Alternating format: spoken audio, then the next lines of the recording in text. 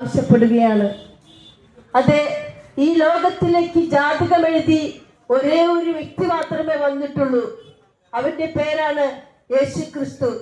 ജനിക്കുന്നതിന് 1400 വർഷങ്ങൾക്ക് മുമ്പ് രാജ്യത്തിന്റെ വിവിധ ഭാഗങ്ങളിൽ ഇരുന്ന് 35-ലേറെ പ്രവാചകന്മാർ യേശു ക്രിസ്തു ജനിക്കുന്ന ഗ്രാമത്തിന്റെ പേര്, മാതാപിതാക്കൾ എന്നിത്യാദി വ്യക്തമായി രേഖപ്പെടുത്തിയ ഒരു ചരിത്ര പുരുഷനാണ് ഞാൻ ഇന്ന് നിങ്ങൾക്ക് വരച്ചു കാണിക്കുന്നത്.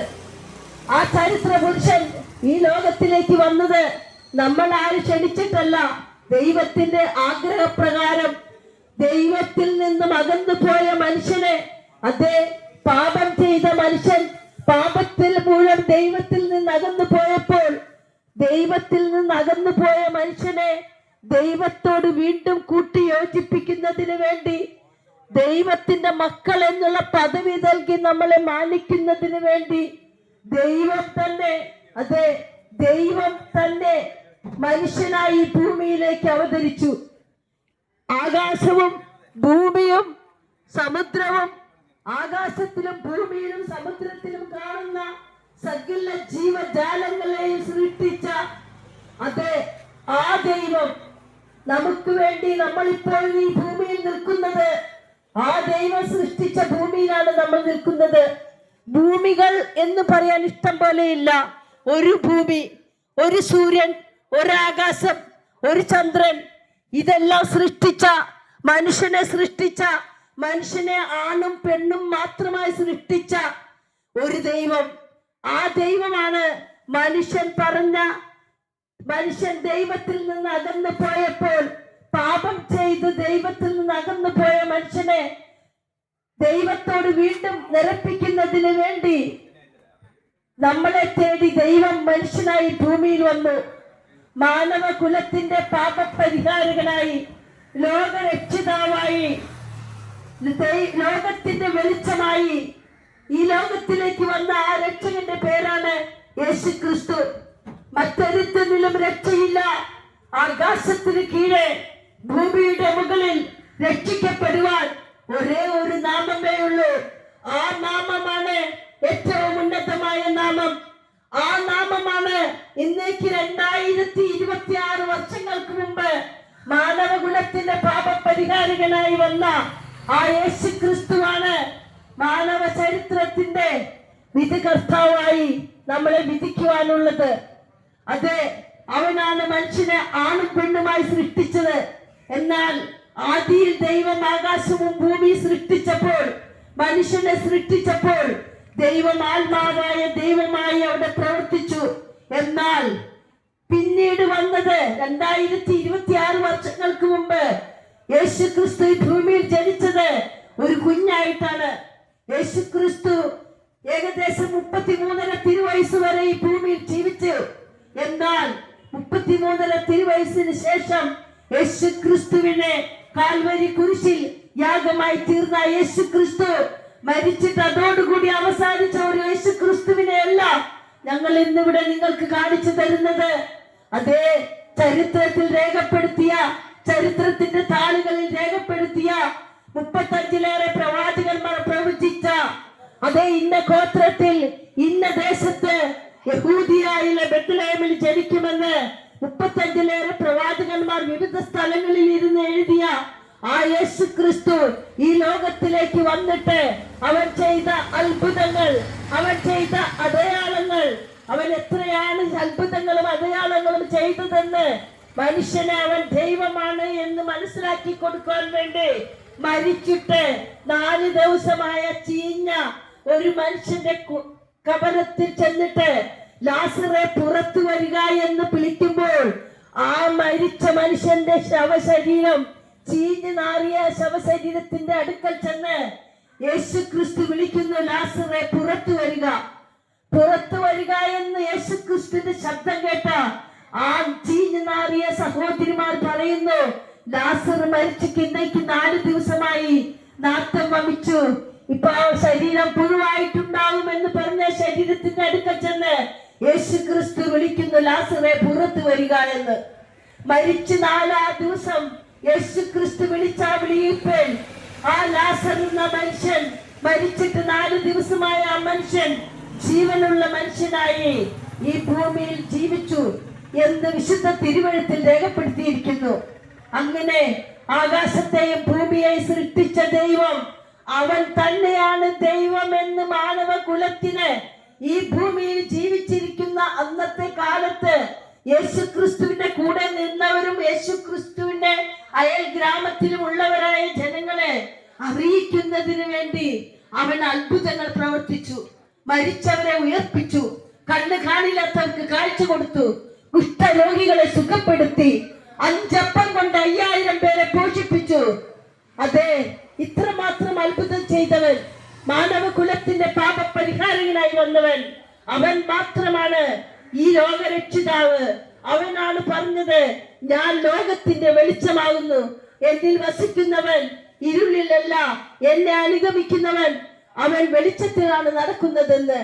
എന്നാൽ ഇന്ന് നമ്മൾ നോക്കിയാൽ, നമ്മുടെ ചുറ്റുവട്ടത്തേക്ക് കണ്ണോടിച്ചു നോക്കിയാൽ, പാപഭംഗിലമായ ജീവിതത്തിൽ മനുഷ്യൻ ജീവിക്കുവാൻ ആഗ്രഹിക്കുന്നു. മനുഷ്യനൊന്നും നേടിയിട്ടല്ല എങ്കിലും ഈ ലോകത്തിന്റെ സുഖഭോഗങ്ങളിൽ ലഭിച്ചു കഴിയുവാൻ മനുഷ്യൻ ഇന്ന് തത്രപ്പെടുകയാണ്. അതേ, യുവാക്കളെ യുവതികളെ നോക്കിയാൽ ഇന്ന് മദ്യത്തിന് മയക്കുമരുന്നിന് അടിമകളായിട്ടുള്ള കൊച്ചു കുഞ്ഞുങ്ങൾ പോലും സ്കൂളിലേക്ക് പോയാൽ അവരുപയോഗിക്കുന്നത് മയക്കുമരുന്നിന് അടിമകളാക്കി തീർക്കുന്ന ആ പാപപങ്കിലമായ ജീവിതത്തെ, അതെ, അത് തന്നെയാണ് അവരെല്ലാം തേടുന്നത്. എന്നാൽ പാപമോചകനായി വന്നവൻ നമ്മളെ അങ്ങനെ കാണുവാനല്ല നമ്മളെ ഈ ഭൂമിയിൽ സൃഷ്ടിച്ചത്. ദൈവം മനുഷ്യനെ സൃഷ്ടിച്ചിട്ട്, ആണും പെണ്ണുമായി മനുഷ്യനെ സൃഷ്ടിച്ചിട്ട് ദൈവം പറഞ്ഞൊരു വാക്കുണ്ട്, മനുഷ്യൻ ഏകനായിരിക്കുന്നത് നന്നല്ല, അവന് തക്ക തുണയെ കൊടുക്കുമെന്ന് പറഞ്ഞുകൊണ്ട് ദൈവം അവന് ഗാഢനിദ്ര വരുത്തി.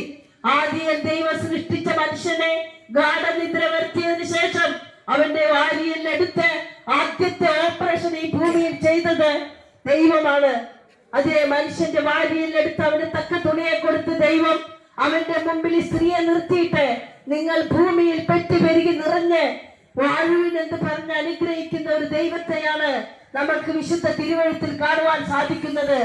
ഇത്രമാത്രം മനുഷ്യനെ സ്നേഹിച്ച, മനുഷ്യന് വേണ്ടി സ്വന്തം ജീവൻ തരുവാൻ പോലും ബലി കഴിച്ച, സ്വന്തം ജീവൻ നമുക്ക് വേണ്ടി പ്രാണത്യാഗം ചെയ്ത ആ രക്ഷകനായ യേശു ക്രിസ്തു മരിച്ചിട്ട് അതോടുകൂടി അവസാനിച്ചില്ല.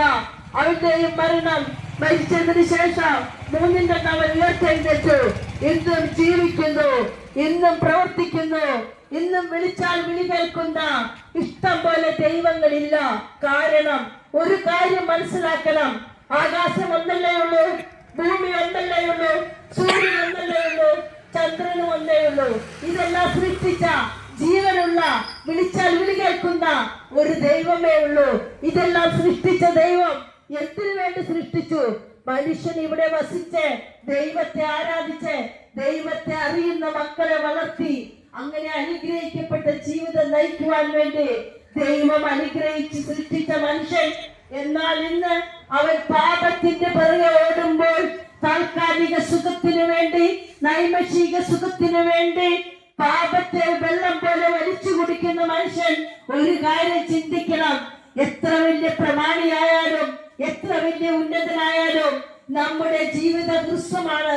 രാവിലെ ഒരു ചെടി വളരുന്നു, അത് വൈകുന്നേരം അരിഞ്ഞു വാടിപ്പോകുന്നു, അതിലൊരു പൂ ഉണ്ടാകുന്നു, ആ പൂ താഴെ വീഴുന്നു, കുറച്ച് കഴിയുമ്പോൾ അതിനെ കാണുന്നില്ല. അതുപോലെ തന്നെയാണ് മനുഷ്യന്റെ ജീവിതവും. മനുഷ്യൻ കാലത്ത് കാണുന്ന മനുഷ്യൻ വൈകുന്നേരം ഈ ഭൂമിയിലില്ല. നമ്മളാരും വിചാരിച്ചിട്ടല്ല, നമുക്കാർക്കും ഇവിടെ നിന്ന് പോകാൻ ആഗ്രഹമില്ല എങ്കിലും ദൈവം തന്ന ആയുസിനെ ദൈവത്തിന്റെ ഇഷ്ടം പോലെ പ്രവർത്തിപ്പാൻ ദൈവത്തിന് മനസ്സുണ്ട്. നമ്മൾ എത്ര കൊല്ലം ഇവിടെ ജീവിക്കണമെന്ന് നമുക്കാർക്കും അറിയില്ല. ഇന്ന് രാവിലെ എന്നെ കണ്ടെങ്കിൽ ഇന്ന് വൈകുന്നേരം ഞാൻ ഉണ്ടാകുമോ എന്ന് എനിക്കറിയില്ല. ഇതെല്ലാം അറിയുന്ന, ഇതെല്ലാം പ്രവർത്തിക്കുന്ന, ഇതിനെല്ലാം കാരണഭൂതനായ ഒരേ ഒരു രക്ഷകനാണ് ഭൂമിയിലുള്ളത്. അവനാണ് പാപം ചെയ്ത് മനുഷ്യൻ ദൈവത്തിൽ നിന്ന് അകന്നു പോയപ്പോൾ പാപിയായ മനുഷ്യനെ തേടി ലോകത്തിലേക്ക് വന്ന രക്ഷകൻ. ആ രക്ഷകനാണ് ഇന്നേക്ക് 2026. അതെ, ഇത് വർഷം ക്രിസ്തു വർഷമാണ് നമ്മൾ ഇന്നിപ്പോൾ ആചരിക്കുന്നത്. 2026 ജൂലൈ 24 ആകാശവും ഭൂമിയും സൃഷ്ടിച്ച ദൈവം മാനവകുലത്തിന്റെ പാപപരിഹാരങ്ങളായി ഈ ലോകത്തിലേക്ക് വന്നിട്ട് ഇന്നേക്ക് 2026 മനുഷ്യനായി അവതരിച്ചിട്ട് അതിനു മുൻപേ അവൻ ആത്മനായ ദൈവമായിരുന്നു. ആത്മാവിനെ ആർക്കും കാണുവാൻ സാധിക്കയില്ലല്ലോ. നമ്മളിലും ആത്മാവുണ്ട്, ഓരോ മനുഷ്യനിലും ആത്മാവുണ്ട്. ആ മനുഷ്യനിലുള്ള ആത്മാവ് അവനിൽ നിന്ന് വേർപെടുമ്പോൾ അവൻ മരിച്ച ശവമായി തീർന്നു. പിന്നെ ആ ശവം എത്രയും വേഗം മറവ് ചെയ്യുക എന്നുള്ളതാണ് ബാക്കി ജീവിച്ചിരിക്കുന്നവരുടെ പ്രവൃത്തി. അതുപോലെ മനുഷ്യൻ എത്ര സൗന്ദര്യമുള്ളവനായാലും എത്ര ആരോഗ്യമുള്ളവനായാലും ഒരു ചെറിയ നിമിഷം മതി മനുഷ്യന്റെ സൗന്ദര്യവും ആരോഗ്യവും സമ്പത്തും എല്ലാം നശിക്കുവാൻ. കാരണം ഒരു ചെറിയ ആക്സിഡന്റ് മതിയല്ലോ നമ്മളുടെ ജീവിതത്തിന്റെ എല്ലാ തുറകളും നഷ്ടപ്പെട്ട് ഒന്നുമില്ലാത്തവരായി തീരുവാൻ. എത്രയോ ക്ഷണികമായ ജീവിതം, എന്നാൽ ഇന്ന് മനുഷ്യൻ അഹങ്കരിക്കുന്നത് കണ്ടാൽ ഇതെല്ലാം നമ്മുടേതാണ്, നമ്മൾ ഇതെല്ലാം കൊണ്ട് നടക്കും, നമ്മൾ ഇതിൽ ജീവിക്കും, നമ്മൾ വസിക്കുമെന്ന് അഹങ്കരിക്കുന്ന മനുഷ്യനോട് ഒന്നേ പറയാനുള്ളൂ. ഈ ലോകത്തിൽ ജീവിച്ചിരിക്കുമ്പോൾ നിന്റെ സൃഷ്ടാവിനെ ഓർക്കുക, നിന്റെ രക്ഷിതാവിനെ ഓർക്കുക. ഈ ലോകത്തിലേക്ക് പാപികളെ തേടി വന്ന ദൈവത്തെ ഓർത്ത് ദൈവത്തിനെ വിളിക്കുക. ജീവനുള്ളവൻ, വിളിച്ചാൽ വിളി കേൾക്കുന്നവൻ, അതെ, നമ്മൾക്ക് വേണ്ടി സകലവും സൃഷ്ടിച്ച് ഭൂമിയിലെ നമ്മളെ വസിക്കുവാൻ തക്കവണ്ണം നമുക്ക് ആവശ്യമായതെല്ലാം സൃഷ്ടിച്ച ആ രക്ഷകനെ ഓർക്കുക, ആ രക്ഷകനോട് പ്രാർത്ഥിക്കുക. 2-3 പേർ എന്റെ നാമത്തിൽ കൂടിയിരുന്ന് പ്രാർത്ഥിക്കുന്നവരുടെ മധ്യത്തിൽ ഞാൻ ഉണ്ടാകുമെന്ന് അരുളി ചെയ്ത ദൈവം, അതെ, ദൈവത്തിന് അറിയാം നാശത്തിലേക്കുള്ള വഴി വിശാലവും അതിലെ പോകുന്നവർ അനവധിയുമാണ്. ഇന്ന് നാശത്തിലേക്കുള്ള വഴിയിൽ സഞ്ചരിക്കുവാൻ മനുഷ്യൻ ഇഷ്ടപ്പെടുമ്പോൾ നമ്മുടെ ചുറ്റുവട്ടത്തുള്ള ആളുകൾ എന്ത് ചെയ്യുന്നു അതുപോലെ തന്നെ ചെയ്യുവാൻ മനുഷ്യൻ ആഗ്രഹിക്കുമ്പോൾ അവർ നാശത്തിലേക്കാണ് പോകുന്നതെങ്കിൽ സാരമില്ല, നമുക്കും അവരോടൊപ്പം തന്നെ നീങ്ങാം, നമുക്ക് നാശത്തിലേക്ക് പോകാം, ഈ ലോകത്തിലെ നൈമിഷിക സുഖങ്ങൾ അനുഭവിക്കാം. എന്നാൽ മനുഷ്യ, നീ ഒരു കാര്യം ഓർക്കണം, 38 ഡിഗ്രി സെന്റിഗ്രേഡിൽ ചൂട് വന്നാൽ മനുഷ്യന് AC വേണം, ഫാൻ വേണം, കൂളർ വേണം, ഇത്യാദി ഇല്ലെങ്കിൽ ജീവിക്കാൻ സാധിക്കുകയില്ല. എന്നാൽ ഇതൊന്നുമില്ലാത്ത നരകത്തിൽ, അതേ, AC-യുമില്ല, കൂളറുമില്ല, ഫാനും ഇല്ലാത്ത നരകത്തിൽ നിത്യശിക്ഷ അനുഭവിക്കേണ്ടി വരുന്ന മനുഷ്യന്റെ താൽക്കാലിക ഈ വാസം കഴിഞ്ഞ് മനുഷ്യൻ പോകുന്നത് സ്വർഗത്തിലേക്കാണെങ്കിൽ അവന് എല്ലാ സുഖ സൗകര്യങ്ങളും സ്വർഗത്തിലുണ്ട്.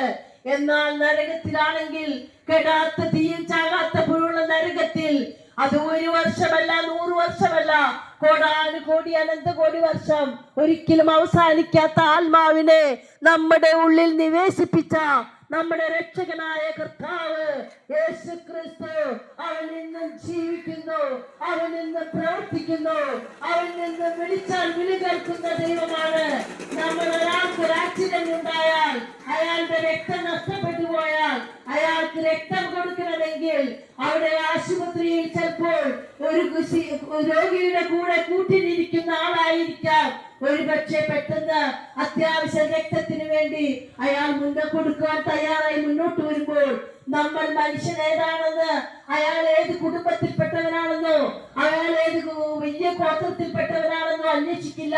മനുഷ്യന്റെ രക്തത്തോട് ചേരുന്നുവെങ്കിൽ ആ മനുഷ്യൻ രക്തം കൊടുക്കാൻ തയ്യാറായാൽ അയാളുടെ രക്തം കൊടുത്ത് ഈ രോഗിയെ സുഖപ്പെടുത്തും. ആക്സിഡന്റിൽ കാലൊടിഞ്ഞ് വഴിയിൽ കിടന്ന രോഗിയെ ആരെങ്കിലും എടുത്തുകൊണ്ടുപോയി ആശുപത്രി കിടക്കയിൽ കിടത്തി ഓപ്പറേഷന് വേണ്ടി ബ്ലഡ് ആവശ്യപ്പെടുമ്പോൾ കൊടുക്കുന്നത് നമ്മുടെ ബന്ധപ്പെട്ടവരായിരിക്കണമെന്നില്ല, നമ്മുടെ അയൽവാസികളായിരിക്കാം.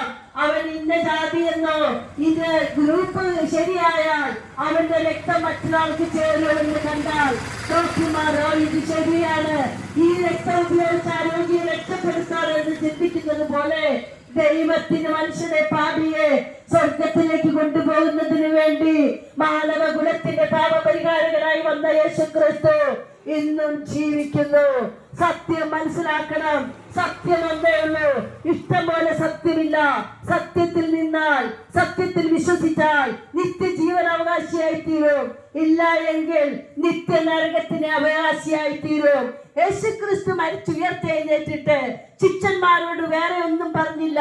നിങ്ങൾ പുറപ്പെട്ടു പോവുക, ലോകത്തിന്റെ അറ്റത്തോളം പോവുക, സകല സൃഷ്ടികളോടും പറയുക, ജീവനുള്ള ആകാശവും ഭൂമിയും സമുദ്രവും അതിലുള്ള സകലത്തെയും സൃഷ്ടിച്ച ഒരേ ഒരു ദൈവമേ ഉള്ളുവെന്നും അവൻ ഇന്നും ജീവിക്കുന്ന ദൈവമാണെന്നുള്ള ഈ സത്യ സന്ദേശം ലോകത്തോട് വിളംബരം ചെയ്യുവാൻ പറഞ്ഞവൻ ഇന്നും ജീവിക്കുന്ന ദൈവമാണ്. ഇന്നും